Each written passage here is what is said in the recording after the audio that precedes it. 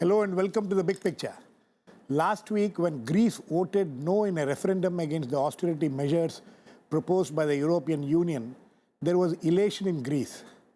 However, yesterday, when the bailout package deal was announced after hard negotiations between the Greek Prime Minister Alexis Tsipras the European leaders, the country has gone back into depression. Many people see in Greece no difference between what was offered earlier and now. Some feel it's harsher.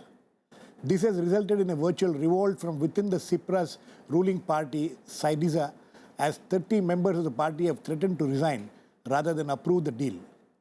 The Prime Minister has time till tomorrow to pass laws to implement hikes in VAT, cut pensions, take steps to ensure the independence of Greece's Statistics Office, overall its civil justice system, among others. It also has agreed to sell off 50 billion euros worth of Greek assets. Will the Prime Minister Tsipras be able to convince his parliament and more so his own party to accede to all this? What does this deal with European Union mean for Greece in the long run? We will discuss all this today with Nitin Desai, former Chief Economic Advisor, Government of India, Bhaskar Balakrishnan, former Indian Ambassador to Greece, Nilotpal Basu, Central Committee Member, CPIM, and Professor Arun Kumar, Center for Economic Studies and Planning, JNU. Welcome to all of you. Mr. Desai, just last week we were discussing this whole thing before, just after the referendum took place. Now, when you look at this deal which was struck, we were discussing whether what kind of a deal will be struck. Do you agree with some of the critics that this is worse than what was offered earlier? It looks like it in the sense that in terms of what they have to do everything that was there in the original deal. And in addition, what has happened this time is independent monitoring. In effect, they've been told, we don't trust you, and we are going to monitor what you do, etc. In fact, I noticed just now that Angela Merkel has said she will put it to the German parliament to vote only after the Greek parliament has approved. So that also is a type of conditionality, saying that, so I'd say that in many ways they have come out worse. They've come out worse? I think so. We were expecting that this is what will happen, because neither party was ready to take the divorce.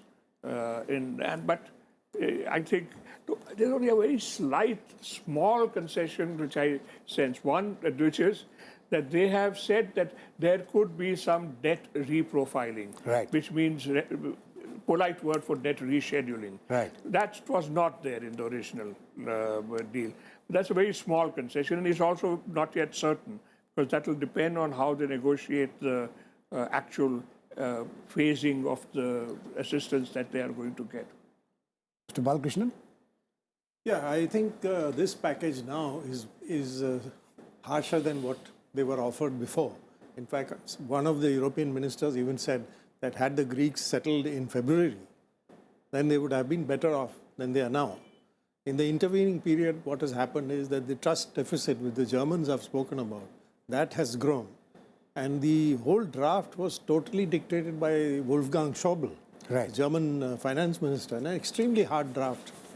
The Greeks seem to have caved in under pressure from the European ministers, with only France, Italy and Cyprus sort of speaking up mildly for the Greek point of view.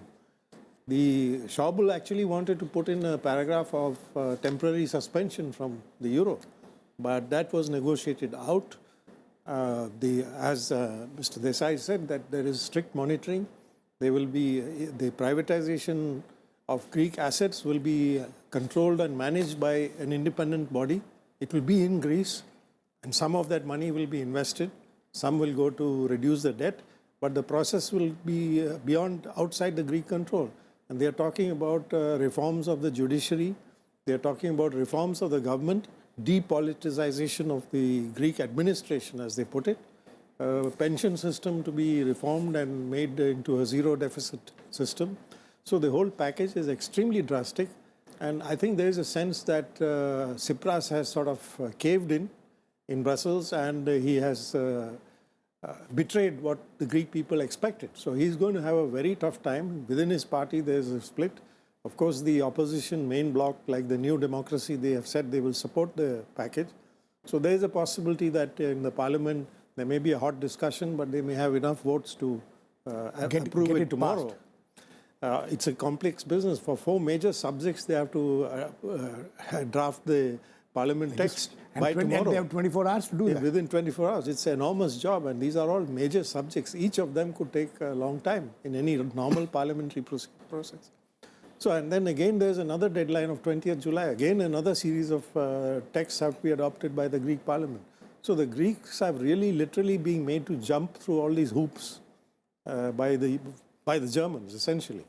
And there is talk that the government may resign, there may be a national unity government, and there may even be elections. And then, of course, many economists even question whether the numbers add up in this New Deal.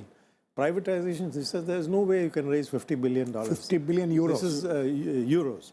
This is total, so far the privatization proceeds are miserable 2 billion euros. So where are you going to get 50 billion? Especially when Greek conditions are like this, who's going to buy into Greek assets? So this whole package is being questioned. We will come to that, sir, what could be sold and things like that.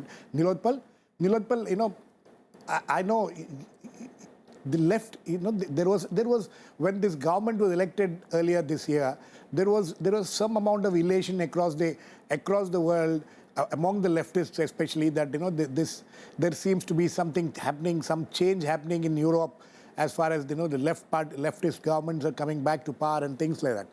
When you see what has happened now in you know, this deal which has been stuck in the European Union, do you see politics in this?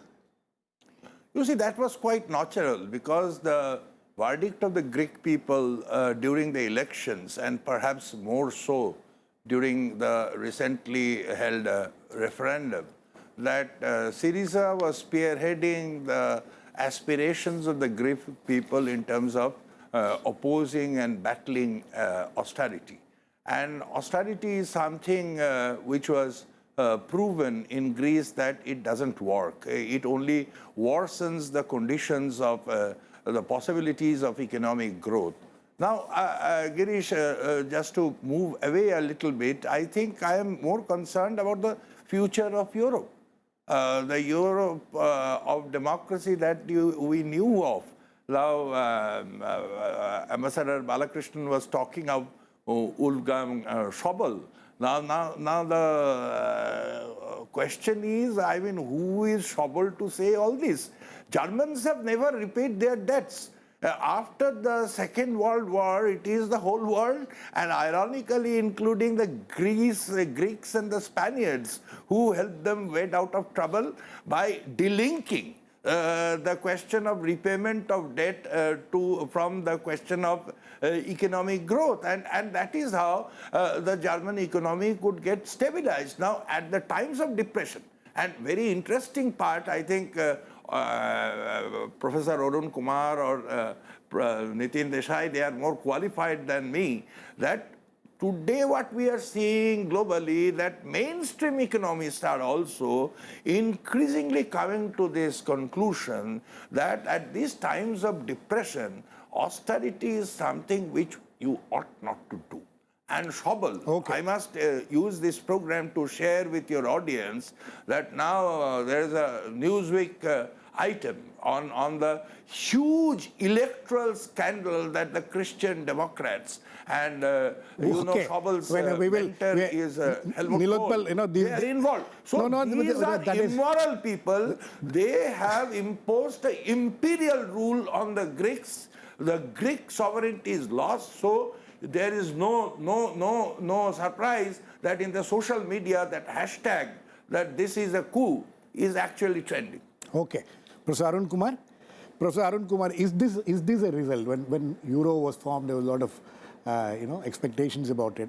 Now, when you see that, is this a problem of widely divergent economies not being able to function together?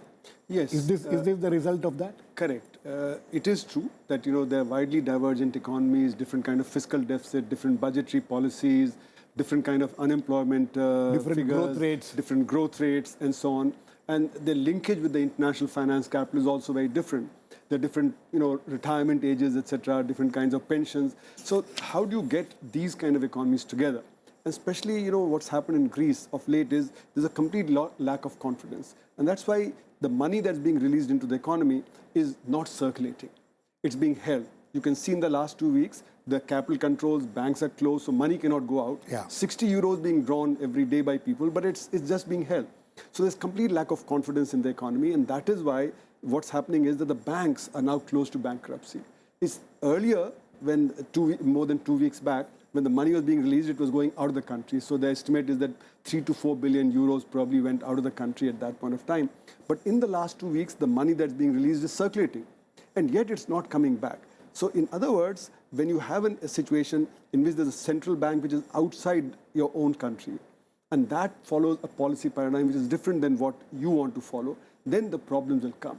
For instance, the liquidity has to be provided by the European Central Bank to the Greek banks. And if the Greek banks do not have the bonds which they can sell to them, then they will not be able to get the liquidity that's there. Plus, the devaluation of the currency doesn't take place. Usually, if you have just your own country, like say in India, devaluation of the currency would take place, and that would lead to more exports and therefore to more earnings, etc. But in this case, a very strong euro is there, which will prevent Greeks from exporting more to the rest of the world. So, all these problems of how divergent countries can get together under one common market, under one common central bank, that problem is coming to the fore at this point of time. So Desai? Yes, I think basically the dilemma of the euro was always that it left fiscal policy in the hands of the individual countries and sought to have a common currency around them. We raised this question 15 years ago in the UN, saying how can you have a monetary union without a fiscal union? Right. And now Greece's dilemma is this. When you put austerity on some country, the usual procedure is that along with the austerity cutting the government spending, you have monetary easing and devaluation. The idea there is that though government spending comes down, with the monetary easing, private spending will go up, and with devaluation, export demand will go up. When you are in the euro, you can't do that. There's no way Greece can devalue. There was, when we discussed last week, in fact, we were discussing the possibility of them, going out of the euro, and they can. Now let us see that seems to have been averted now. Yes, but let us see why. What could have? That today there is no. They would have had to have a drachma. Now what will they do? There is no drachma euro rate. People in Greece have their deposits in euros in the bank. At what rate are they going to convert it? The only choice would have been to say 1 new drachma to 1 euro.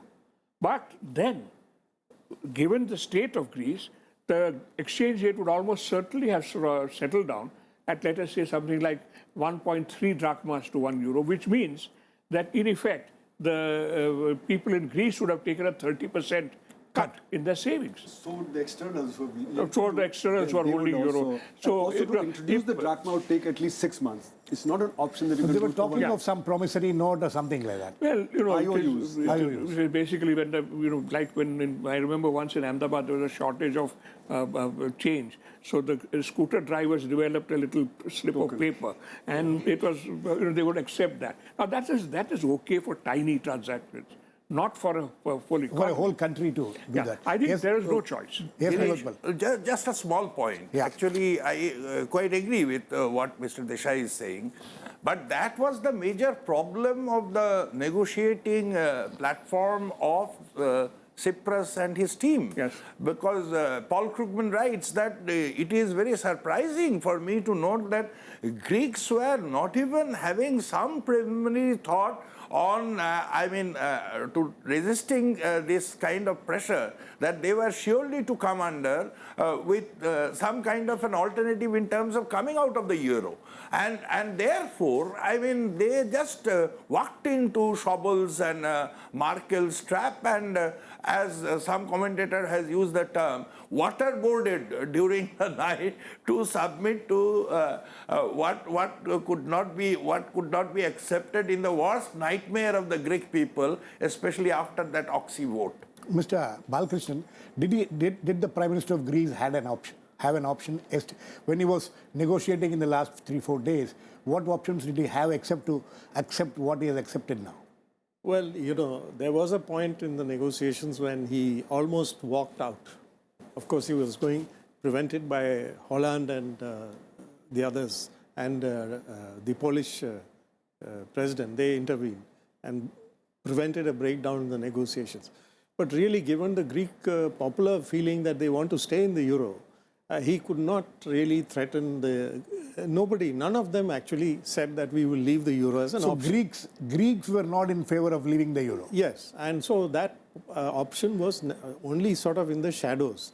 Now, for the first But there time, was, sorry to intervene, but there was this talk in the last week. I'll come to 1 second. There was this talk in the last 1 week saying that Greece itself wants to walk out of the euro union, or Germany wanted to Germans were showing. Huh? now that is what happened. For the first time during the negotiations, the Germans introduced this paragraph of temporary suspension from the euro Right. for 5 years and subject to various conditions. So this, for the first time, there was an open discussion about this possibility. Till now, the question of the euro was sacrosanct. Nobody wanted to say anything about it. Of course, commentators all over the world said that the euro in the system in the present form is not workable. And the reasons have been explained by Mr. Desai quite well. Now, the main lesson from this whole experience is that the absolute dominance of Germany within the EU has been totally made clear. It is a message also to countries like Italy, Spain, Portugal, and Ireland. Right. That you better not think of doing anything because, we are strong enough and we can fix you. So, the way the Germans have handled this, there's a lot of resentment within the EU also, that here again Germany is showing some signs of an imperial behavior. Some people call it another 1919 Versailles thing, and Mr. Basu has also referred to that question also. So the EU itself has been weakened by this whole very, very abrasive and divisive. You think it has been weakened? It has been weakened. There is a kind of divide within the EU. There are concerns about the package. It was done in a hurry. The specialists have already looked at it and said that it's not going to work. So a few weeks or months down the road, again, there will be another series of negotiations because things will not work out. Yes, Nilotpal.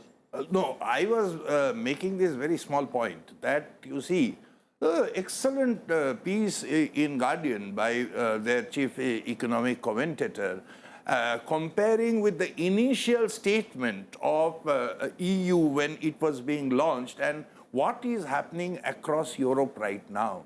So I am saying it is not just the Greek or the Greek people. You see, they are going to go down the drain anyway. I mean, the kind of conditionality has been imposed. I mean, I think Greece is not going to survive as we know it. But more importantly, I think that fateful night, what started was the process of disintegration of Europe. Because this kind of debt tyranny and debt terror, you cannot keep together as a diverse region as Europe, and that is surely going to happen.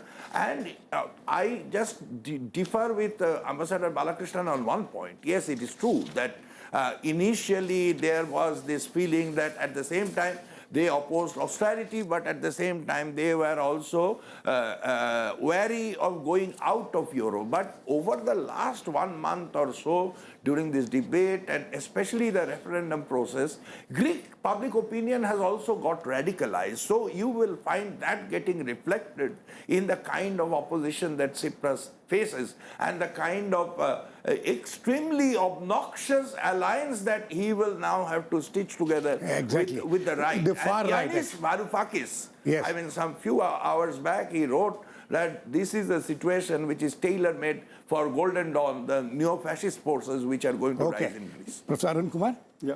So, now, so what are the options now? The only option now, he has to get it passed within the next 24 hours. If he doesn't get it passed, then what happens?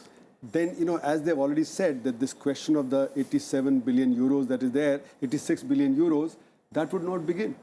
So in other words, if this is not passed, it's not passed in 7 other parliaments of Europe, then this package will fall through. It will not go through. So in other words, you're back to where you were 2 days back. And therefore, that situation in Greece, which has probably been pressing down on Tsipras, that there's a virtual collapse in the economy because liquidity is not available, People are not getting paid. Pensioners, you can see queues outside. There's that iconic picture of a man sitting outside the bank and crying. Crying. You know, the situation is getting desperate for a large number of people in the public sector, pensioners, etc. And therefore, in a sense, there is a possibility that the Greek society will revolt. And that's why I think there are two components to what's happening. One is the short term, what's happening, and the other is the long term. In the long term, Europe is going to get affected as a project. Eurozone is going to get affected. But within that, in the short run, what's going to happen to Greek society? Because there are large divisions, as has already been pointed out, and these divisions are going to play out politically, and perhaps new alignments will take place. Absolutely, Mr. Desai. Last time and again, last week when we were discussing, but you were saying, insisting all the time that there has to be growth there. You think this package which has been worked out, will ensure some kind of a growth, at least in the medium term, if not in the short term? There's a very tiny little bit there, which is that some promise that some part of the privatization proceeds would be reinvested in Greece. Yes. Or a very tiny thing. What I can't see is where is the demand going to come from growth? It can't come from export demand because we are still in the euro and the euro remains strong. It can't come from government demand because of the austerity measures. It cannot come from private demand because private incomes. I mean, who is going to invest? As somebody quite correctly pointed out, where are the investors who are going to buy $50 billion worth of Greek assets as yet? So I'd say that I don't see anything in this package which revives the growth process. And they have 50%. Then why has this been? What is the intention? Is there the intention behind the package just to ensure that Greek repays its loans? Absolutely. In fact, the only strength Greek had was its debt. This is the strength which the Latins used.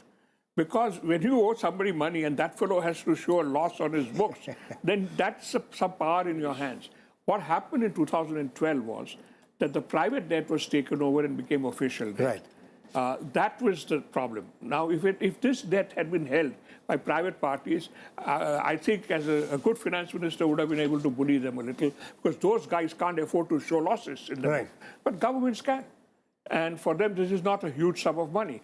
So they didn't use that power of saying that if you walk out, then the $320 billion worth of debt owed to you will vanish from our books. We are not going to discharge any debt. The problem is, how do you run an economy which is already so enmeshed? That's exactly, Mr. Balakrishnan.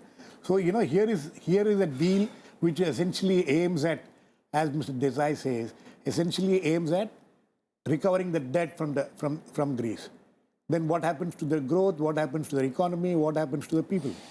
Yeah, I think this is going to be a big problem with the package, especially since Merkel, there's a sentence there which says the nominal haircut is not possible. This is a totally stupid idea.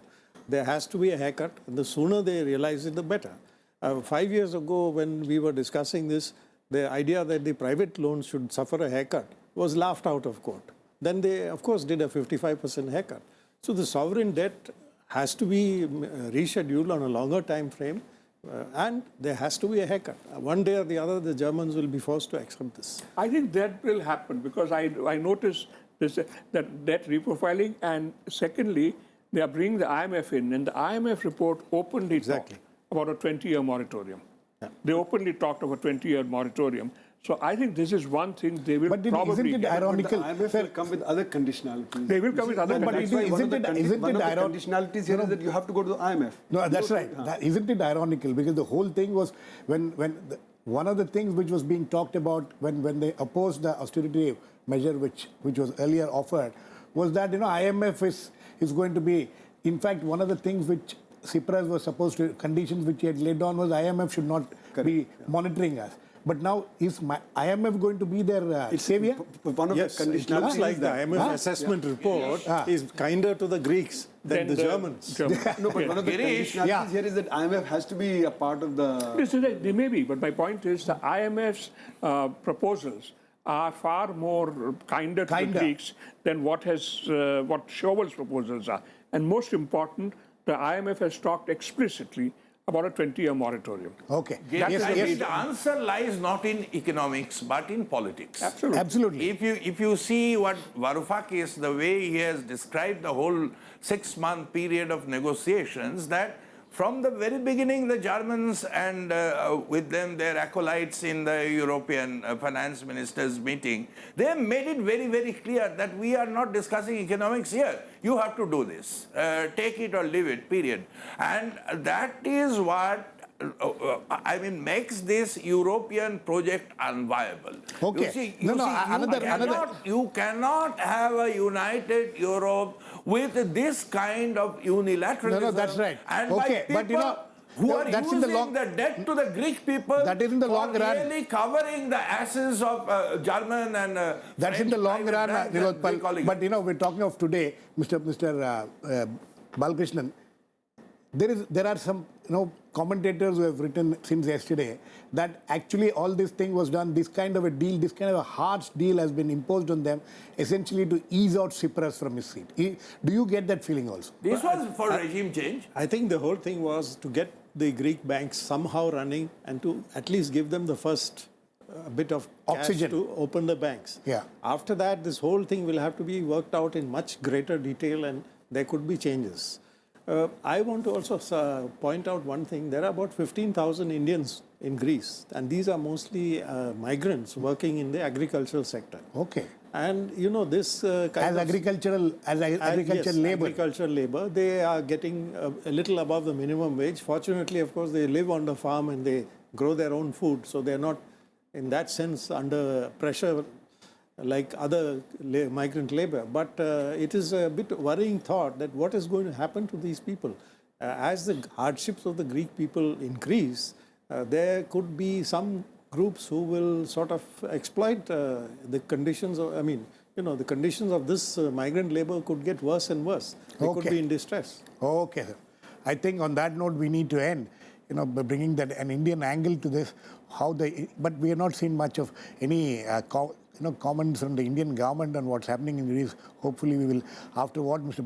Balkrishnan says, hopefully the Indian government will respond to our migrants who are there. But anyway, what's happening in Greece is something very sad, but we will have to wait and watch how it will all play out in the next 24 hours, which is very crucial to the Greece government. Thanks to all my guests. Please keep watching. We'll come back with another issue, The Big Picture, same time tomorrow.